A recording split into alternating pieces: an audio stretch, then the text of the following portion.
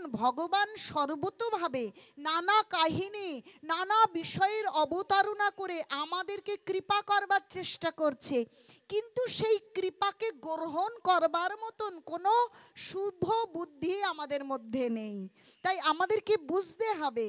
তো সকলে এই দামোদর ব্রত পালন করুন, যে যেখানেই থাকুন না কেন। দরকার হলে একটা নতুন ঝাঁটার কাঠি, যেমন ঝাড় দেওয়া হয়ে গেল সেটা নয়, শলাটা নতুন কাঠি আছে, তার ডগায় একটু তুলো বিছিয়ে একটু ঘি বা সাদা তেলে ডুবিয়ে একটু ধরিয়ে ভগবানকে একটু প্রদীপ দেখিয়ে দিন। একটু ভোরবেলায় উঠুন, একটু ভগবানের নাম করুন। ভগবানের নাম করতে তো পয়সা লাগে না, ঘুমোতে যাওয়ার সময়ও লাগে না। আমাদের একটা অজুহাত যে সময় প্রয়োজন হচ্ছে। যদি আপনারা সারা বছরও ভগবানের নাম না করেন, অন্তত এই যে কটা দিন আর বাকি আছে আপনারা ভগবানের নাম করেন। এখান থেকে দামোদর বইটা দিন তো। তো যদি আপনারা এই দামোদর ব্রত পালন করেন, তার যে কত মহান মাহাত্ম্য রয়েছে সেই বিষয়ে একটা কাহিনী আপনাদের উপস্থাপন করব, একটা দারুণ কাহিনী। তারপরে আমরা ভোগের দিকে যাব। হরে কৃষ্ণ। কি সবাই শুনবেন? তাহলে হরি বল বলুন একবার জোরে। মনে হচ্ছে সকালে প্রসাদ পাওয়া হয়নি, জোরে বলুন। আপনার কি সকলে বলুন। এক প্রাচীন কাহিনী বলছি, কার্তিক ব্রত পালনের এক সুমহান লীলা আজ আমরা আলোচনা করব, যা শ্রবণেও মঙ্গল হবে। বলছি ভগবানের কথা এমন একটা বিষয়, বলছি তব কথামৃতম তপ্ত জীবনম কবিভিড়িতম কলমশাপহম শ্রবণ মঙ্গলম শ্রীমদাততং ভুবি গিনান্তিতে ভুরিদা জনা। বলছি ভগবানের কথা হচ্ছে অমৃত, আর সেই অমৃত যিনি শ্রবণ করবেন, শ্রবণেই মঙ্গল সাধিত হবে। তাহলে আমাদের শ্রবণ করতে অসুবিধা কোথায়? শ্রবণ করলেই যদি মঙ্গল হয়, কি বলেন? তাহলে শ্রবণ করা কর্তব্য। এক প্রাচীন কাহিনী অনুসারে এক পরম বিদ্বান ব্রাহ্মণের কাহিনী আজ আমরা আলোচনা করব। যে কাবেরীপুরম নগরে, সম্ভবত কাবেরীপুরম দক্ষিণ ভারতের, তাই না? সেখানে পর্বত শিখরে একজন ভক্ত ব্রাহ্মণ বাস করতেন। তিনি প্রত্যেক দিন, এই প্রত্যেক বছরে যখন কার্তিক ব্রত আসতো, নিষ্ঠার সঙ্গে কার্তিক ব্রত পালন করতেন, দামোদর ব্রত পালন করতেন। এবং তিনি ভগবানের মহান ভক্ত। তিনি ভগবানের সমস্ত ব্রত উৎসব পালন করতেন, ভক্তি জীবন পালন করতেন। এখন এই ব্রতের দিনগুলোতে অল্প ঘুমোনো, অল্প আহার এবং সমস্ত সময় সেই সচ্চিদানন্দ আনন্দ ঘন রূপ বিগ্রহ কৃষ্ণের চিন্তনের সময় ব্যতীত করাই মহামূল্য নির্ধারিত রয়েছে। ব্রাহ্মণ এইভাবে দিন অতিবাহিত করছেন। একদিন এই সুমহান ব্রত সংকল্প রয়েছে, তিনি ব্রত করেন। একদিন পুজোর ডালি নিয়ে তাতে গঙ্গা জল, ফুল, তুলসী পাতা সমস্ত কিছু নিয়ে মন্দিরের দিকে যাত্রা করেছেন। দামোদর মাস চলছে। এখন যেতে যেতে কি হয়, অনেক সময় বিদেহী আত্মা, এই যে ভূত বা পিশাচ বা বিদেহী আত্মা, অনেকে বলে বিদেহী আত্মা ভূত পিশাচ বলে কিছু নেই, কিন্তু গীতা এবং ভাগবতম এর সাক্ষ্য বহন করছে। যাদের মৃত্যুটা এবং যাদের কর্ম ভালো নয় তারা দেহ পায় না। মনুষ্য শরীর পেয়ে যারা মনুষ্য শরীরের কর্ম না করে তারা মনুষ্য শরীর পায় না। তো বিদেহী আত্মা মানে যারা দেহ পায় না, এই রকম এক বিদেহী আত্মা, মানে ব্রহ্মদত্তী বলবো নাকি তাকে দানবী বলবো, এই রকম একটা বিদেহী আত্মা দানবী তার সামনে এসে পড়েছে। কিন্তু বিষয়টা কি, যদি কেউ পুজো দেওয়া তুলসী মালা থাকে, যদি কেউ ভগবানের ভক্ত হয়, তাহলে যতই বড় পেট ভূত পিশাচ বিদেহী আত্মা দানবী তার কাছে আসতে পারবে না। দূর থেকে ভয় দেখাতে পারে বা তার মুখে হরিনাম শ্রবণ করে উদ্ধার পেতে পারে, কিন্তু কোনো ভক্তের, বলে না ভূতে ধরেছে, কোনো ভক্তকে কখনো ভূতে ধরবে না। তার শরীরের কাছাকাছি আসবার কোনো সাহস নেই, কিন্তু দূরে দেখছে একটা দানব রয়েছে। তাকে দেখে কি করেছে ওই ভক্ত, তার যে পূজার থালা, ওই থালাটা সে তাকে ছুঁড়ে মেরেছে, মানে বিভৎস দেখতে। এখন যখন ওই থালাটা ছুঁড়ে মেরেছে, তখন ওই গঙ্গা জল এবং প্রসাদী তুলসী পাতা আর সমস্ত প্রসাদ রয়েছে, সেই সমস্ত যখন তার শরীরে, ওই দানব শরীরে পড়েছে, তখন তার পাপ মুক্ত হয়ে গেছে।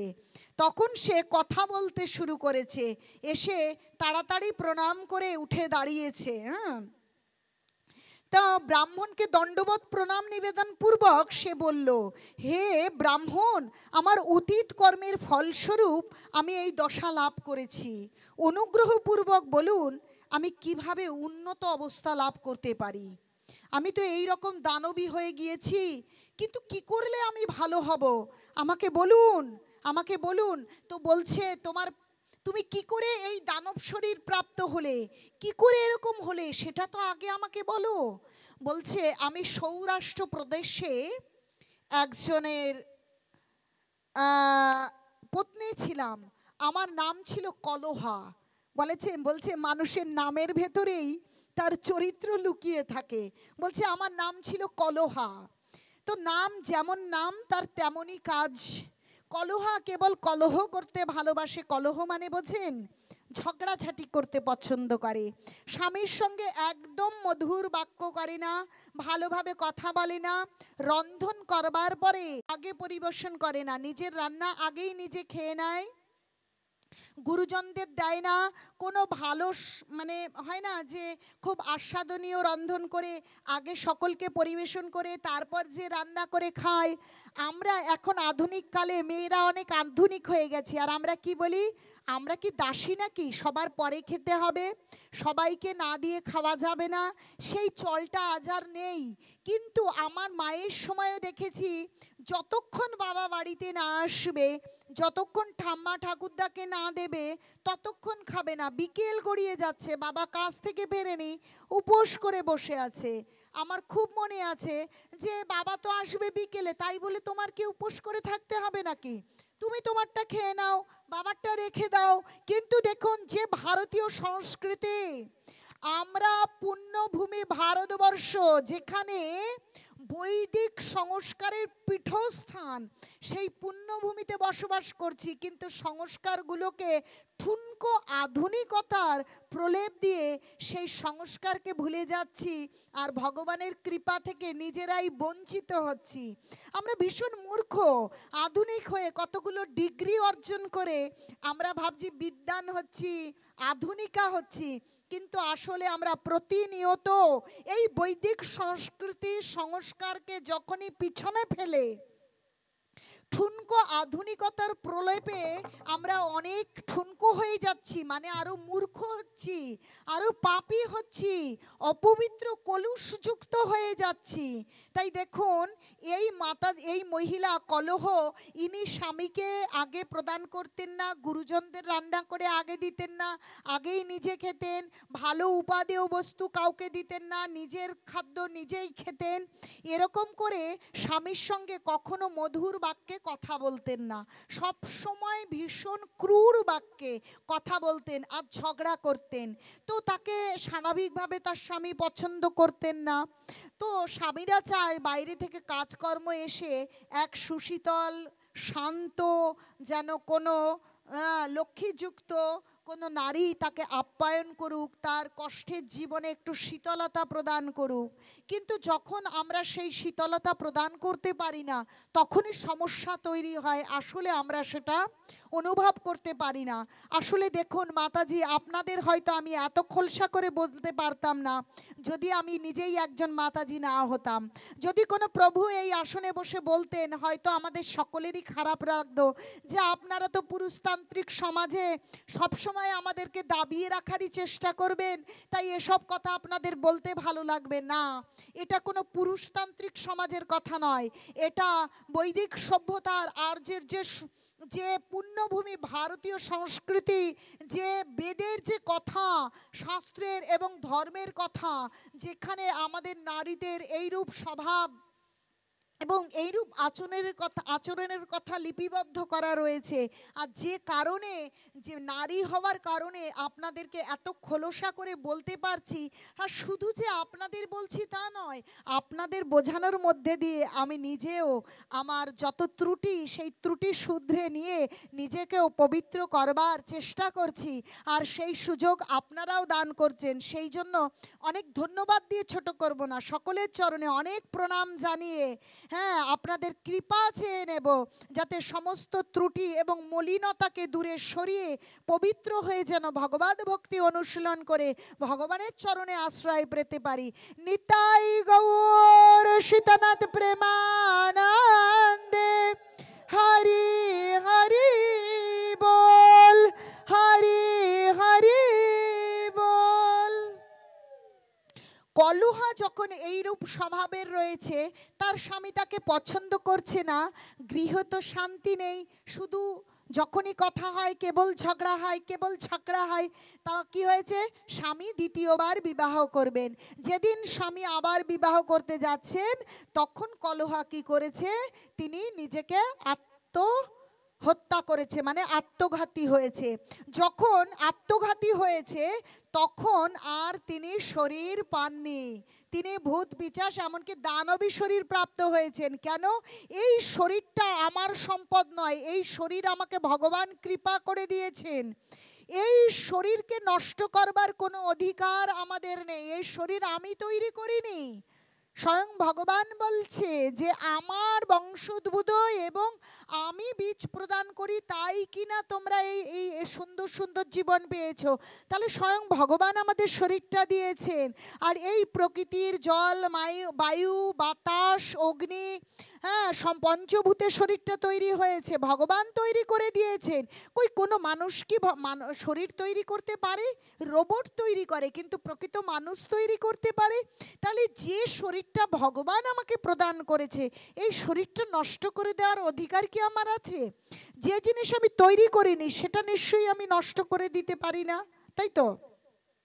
তো তখন কি হয়েছে, বলছে যে আমি বলছে যে আমি বিষ পান করে আত্মহত্যা করেছিলাম, তারপর যমদূতেরা এসে আমাকে বন্ধন করলো এবং বলপূর্বক আকর্ষণ করে জমালয়ে নিয়ে যাবার সময় এমন প্রহারও করলো।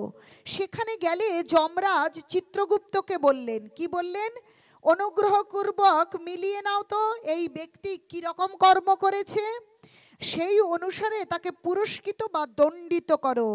আমরা এখানে ভাবি খারাপ করছি, কেউ তো দেখতে পাচ্ছে না, আমার জেল হতেও পারে, নাও হতে পারে, কিন্তু ভগবানের চোখে একটা বিষয়েরও কোনো মাপ নেই, সব লেখা থাকবে। পালিয়ে যাব কোথায়, সব ভগবান দেখছেন। বলছে সর্বত পানি পাদম তৎ সর্বত অক্ষি শিরমখম সর্বত শ্রুতি মত লোকে সর্বমাবিত্য তিষ্ঠতি। ভগবানের হাত পা সর্বত্র, ভগবানের মাথা, মুখ, চক্ষু সব জায়গায়। তাই আমরা অন্যদের লুকিয়ে জড়জাগতিক শাস্তি এড়াতে পারলেও ভগবানের কাছে শাস্তি এড়ানোর কোনো ক্ষমতা আমাদের নেই। চিত্রগুপ্তকে বলছে দেখে নাও তো, মিলিয়ে নাও তো, এর কি আছে, এর ভালো আছে কি মন্দ আছে কি। তখন চিত্রগুপ্ত বলল, এই ব্যক্তি কোনো পুণ্যকর্ম করেনি, সে তার পতিকে ভাগ না দিয়ে সমস্ত শ্রেষ্ঠ খাদ্য একাই ভোজন করত। পতির প্রতি সে চিরকাল বিরূপ ছিল, এই কারণে সে পিশাচী পক্ষী রূপে জন্ম নেবে। সর্বদাই কলহ প্রিয় হবার কারণে বিষ্ঠাভোজী শূকর রূপে জন্ম নেবে। রন্ধনে ব্যবহৃত একই পাত্র থেকে, মনে না কড়াইতে রান্না হয়েছে, কড়াই থেকেই খাওয়া শুরু করে, কি করে না? আর মা বলে না কড়াই থেকে খেও না, কড়াই থেকে খেও না, কিন্তু এই আধুনিক যুগে কি মানে না, কড়াইয়ের মধ্যেই খেতে শুরু করে। তাই বলছে রন্ধনে ব্যবহৃত একই পাত্র থেকে সে একাকিনী আহার করত বলে নিজ শাবকভোজী মার্জারের জন্ম লাভ করবে। পতিকে দোষারোপ করে আত্মহত্যা কারণে কিয়ৎকাল সে দানবী রূপে একাকী অবস্থান করবে। তাহলে প্রথমে সে দানবী হবে, তারপর সে পক্ষী রূপে জন্ম পাবে, তারপর সে শূকর রূপে, তারপর সে মার্জার রূপে জন্ম পাবে। যমদূত সমূহ কর্তৃক সে এক জনশূন্য স্থানে প্রেরিত হলো। দীর্ঘকাল সে দানবী রূপে অবস্থান করবে, অতঃপর সে 3টি ভিন্ন জীবনে দুর্দশা ভোগ করবে। দানবী বলল, আমি এত পাপিষ্ঠা, সেই দানব শরীরে এখন আমি ভীষণ কষ্ট পাচ্ছি, 500 বৎসর ধরে আমি এই দানবী দেহে আছি। চিন্তা করে দেখুন, আমরা শাস্ত্র মানি না, ফলটা দেখুন। 500 বছর ধরে আমি দানবী হয়ে আছি। হে প্রভু, মহান ভক্ত, আপনি মহান বৈষ্ণব, আপনাকে দেখে আপনার কাছাকাছি এসেছি। বলছে দর্শনে পবিত্র করো, এই তোমার গুণ। বলছে ভক্ত এমনই হয় যে দর্শনে তিনি জগৎকে পবিত্র করে দিতে পারেন। তাই দেখুন প্রভুপাদ সেই শুকরভোজী, কখুরভোজী, জলের পরিবর্তে মদ যারা গ্রহণ করে সেই সব মানুষের কাছে গিয়েও কৃষ্ণ ভাবনামৃত প্রচার করলেন। কারণ তিনি শুদ্ধ ভক্ত, তাকে দর্শন করেই সমস্ত অনাচারী মানুষ পর্যন্ত পবিত্র হয়ে গিয়েছিলেন। বলছে ভক্ত এমনই যে তাকে দর্শনে পবিত্র হওয়া যায়। তাই আপনাকে দর্শন করবার সৌভাগ্য আজ আমার ঘটেছে। বলছে আমি এক বণিকের দেহে ভর করেছিলাম। ওই যে বলে না ভূত পিচাস, কারো ভূতে পেয়েছে, পিচাসে পেয়েছে বলে না। বলছে একজন বণিকের শরীরে ভর করে আমি এই কৃষ্ণা এবং বেনি এই নদীর দ্বয়ের সঙ্গমে এসেছিলাম।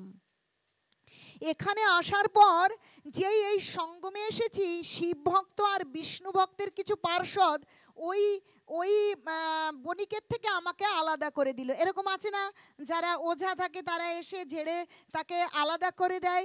এখন আলাদা করে দিয়েছে, আমি ভীষণ কষ্টে আছি, এত কষ্টে যন্ত্রণায় আছি, স্থির থাকতে পারছি না।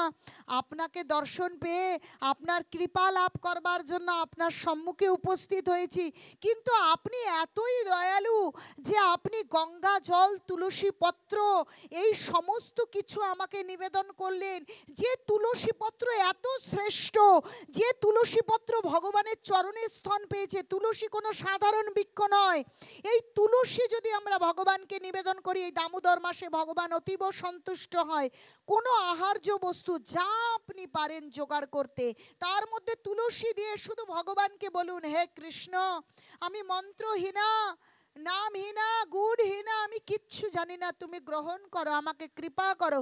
এই তুলসীর গুণে প্রভু গ্রহণ করবেন, কারণ তুলসী কৃষ্ণ প্রেয়সী। কৃষ্ণ প্রেয়সী তুলসী, তুলসী কোনো সাধারণ বিষয় নয়। সেই তুলসী যখন আমার শরীরকে স্পর্শ, এই এই এই অভিশপ্ত জীবনকে স্পর্শ করেছে, তখন আমি কৃপা পেলাম।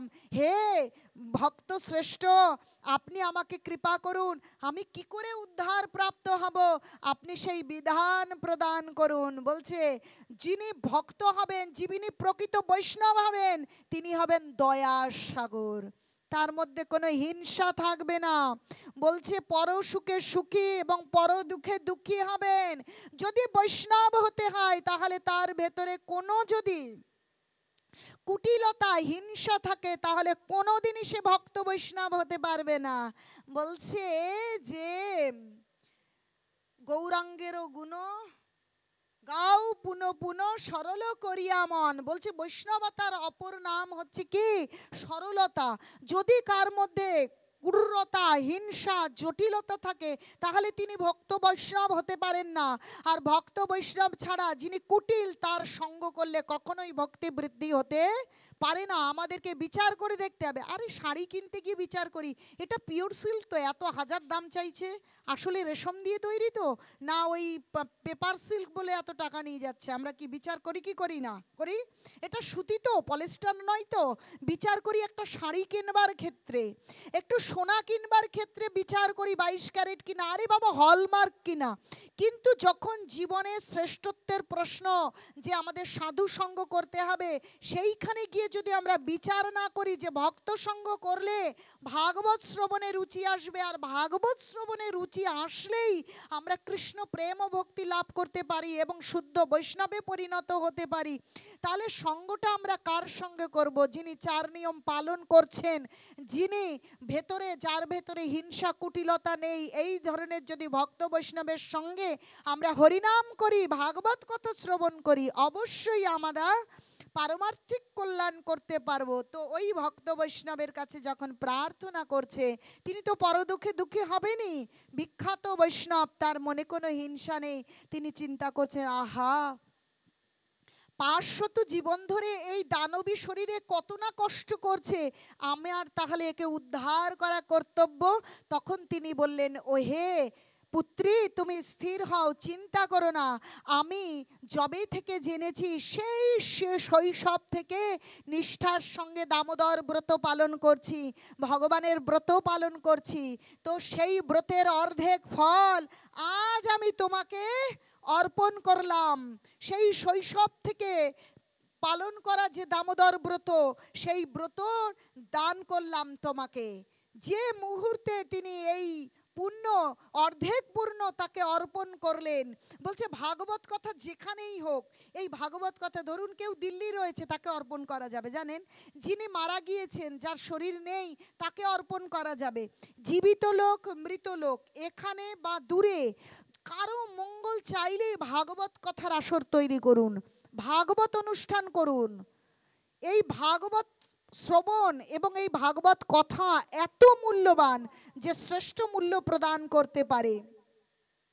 তাই তিনি বললেন যে আমি তোমাকে অর্ধেক পুণ্য তোমাকে অর্পণ করলাম, এতে অবশ্যই তোমার উন্নত পদ সুনিশ্চিত করবে। এই কথা বলে ধর্মদত্ত 12 অক্ষর মন্ত্র জপ করে তুলসী পত্রের দ্বারা দানবীর উপর জল ছিটিয়ে দিলেন। সেই তুলসী মিশ্রিত জল দানবীকে স্পর্শ করা মাত্রই এবং ওই মন্ত্রটি শ্রবণ করা মাত্রই সে প্রেত দেহ থেকে মুক্ত হয়ে পরমা সুন্দরী দেবী রূপে আবির্ভূত হলেন। যে সৌন্দর্য সেই স্বর্গের যে অপ্সরা থাকে তাদেরকেও হার মানায়। যে স্বয়ং গোলক বিহারী হরির যে লক্ষ্মী দেবী, সেই লক্ষ্মী দেবীর সমান সৌন্দর্য তিনি পেয়ে গেলেন। হে ব্রাহ্মণ শ্রেষ্ঠ, আজ আপনার কৃপাতে আমি এই নারকীয় জীবন থেকে মুক্তি পেলাম। আমি পাপ সমুদ্রে নিমজ্জমান ছিলাম, আপনি তরুণী সদৃশ এসে আমাকে উদ্ধার করলেন। ব্রাহ্মণের সহিত বাক্যালাপ করবার সময় দেখলো এক উজ্জ্বল রথ। যদি সোনার জিনিস ওপর রোদ পড়ে তাহলে কেমন হবে? চকচক চকচক করবে। আবার তাতে যদি হীরা জহরত বসানো থাকে কেমন চকচক করবে। তাদের এই ব্রাহ্মণ, ভক্ত ব্রাহ্মণ এবং ওই কলহা দানবী রূপে যে রয়েছে, কথোপকথন হচ্ছে, দেখতে দেখতে যদি এরকম 1000 ভোল্টের কোনো কিছু চলে আসে, তখন আমাদের দৃষ্টি আকর্ষণ করে কি করে না? তখন দেখছে এইরকম স্বর্ণ রথ আসছে, চকচক চকচক করছে, এবং তাতে পুণ্যশীল এবং সুশীল নামক 2 বিষ্ণুদূত আকাশ থেকে সেই রথ নিয়ে এসেছে। নিয়ে এসে সেই যে পূর্বে কলহা ছিল, দানবী ছিল, সে এখন যে অপূর্ব সৌন্দর্য প্রাপ্ত সেই দেবী রূপ পেয়েছে, তাকে করজোরে প্রার্থনা করছে, ও হে দেবী, আপনি আসুন, এই রথে আসুন গ্রহণ করুন এবং আপনি দিব্য ধাম প্রাপ্ত হন। আপনি এই রথে আপনি কি আপনি উত্তরণ করুন। আপনাকে অজস্র ধন্যবাদ, কারণ সদা সর্বদা হরি ভজনশীল থেকে আপনি পতিত দুর্ভাগা জীবদের ওপর কৃপাশীল। ওই যে 2 জন যে বিষ্ণুদূত এসেছেন, সেই বিষ্ণুদূত ধর্মদত্তকে বলছেন যে আপনি মহান, মহান আপনার হৃদয়, যে আপনি আপনার ব্রতের অর্ধেক অর্পণ করে এক দুঃখে কষ্টে জর্জরিত অভিশপ্ত মানুষকে আপনি কৃপা করলেন আর তিনি উদ্ধার প্রাপ্ত হলেন। আপনি অবশ্যই যথাসময়ে আপনার জন্য ভগবান প্রেরিত রথ আসবে এবং আপনার জন্য ভগবত ধাম সুনিশ্চিত, আপনি অবশ্যই ভগবত ধাম প্রাপ্ত হবেন। এইভাবে বলে প্রণাম করে সেই পুণ্যশীল এবং সুশীল সেই কলহার যে দিব্য রূপ পেয়েছে সেই মাতাজিকে নিয়ে তিনি কি করলেন, তিনি স্বধামে গমন করলেন। আর এই ব্রাহ্মণ ভক্ত তিনি হরি ভজনে আরও মনোনিবেশ করলেন। তার এখনো সময় হয়নি, যখন সময় আসবে তিনিও ভগবত ধামে যাবেন। তাহলে চিন্তা করে দেখুন ভগবত ভক্ত কেমন হয়। ভক্ত অন্যকে হিংসা করে? আচ্ছা, ভক্ত ভক্তকে তো হিংসা করবেই না, একটা দানবী তাকে পর্যন্ত কৃপা করে, ঠিক কিনা? একটা দানবী যে অভিশপ্ত, নিজের পুণ্যটাকে দিয়ে, ভাবতে পারছেন যে নিজের পুণ্য দিয়ে একটা দানবীকে সে কৃপা করছে, তার ওই নরক যন্ত্রণা, দানবী যে জীবন পেয়েছে সেই যন্ত্রণা থেকে যাতে সে উঠে আসে, সেই জন্য তার মনে করুণা হচ্ছে।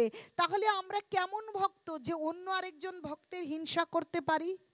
তাহলে আমরা কিরকম ভক্ত? আমরা ভক্ত?